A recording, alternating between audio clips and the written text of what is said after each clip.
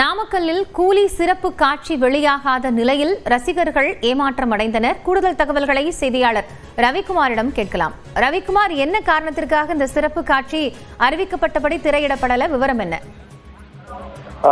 காயத்ரி, வணக்கம். அதாவது நாமக்கல் மாவட்டத்தில் இன்னைக்கு கூலி திரைப்படம் தமிழ்நாடு முழுவதும் ரிலீஸ் பண்ண சூழ்நிலை நாமக்கல்ல அனைத்து திரையிடங்களையும் இன்னைக்கு காலை முதல் 9 மணி சிறப்பு காட்சி ஒரு திரையிடப்படுறதாக அறிவிக்கப்பட்டிருந்த சூழ்நிலையில எல்லா தேட்டர், குறிப்பா கேஎஸ் தியேட்டர், எல்எம்ஆ தியேட்டர் ஆகிய தேட்டருக்கு முன்பு ரஜினி ரசிகர்கள் குழுமியிருந்தனர். ஆனால் காலை 9 மணி காட்சி ரத்து செய்யப்பட்டுள்ளது.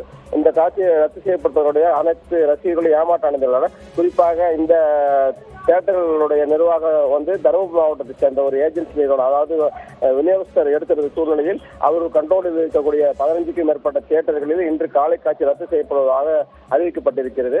அதாவது ரசிகர்களுக்கும் விநியோகஸ்தருக்கும் ஏற்பட்ட பிரச்சனை என்று சொல்ல போனால், குறிப்பாக அவங்களுக்கு கூட ஏற்பட்ட அந்த விநியோக தட்டுப்பாடு காரணமாக இந்த காலை காட்சி மட்டுமின்றி சிறப்பு காட்சி ரத்து செய்யப்பட்டுள்ளது. அதே போல நாமக்கல்லில் உள்ள மற்ற அனைத்து தியேட்டர்களையும் காலையில் ரசிகர்கள் ஏமாந்த நடிகைகள் இருக்கின்றன.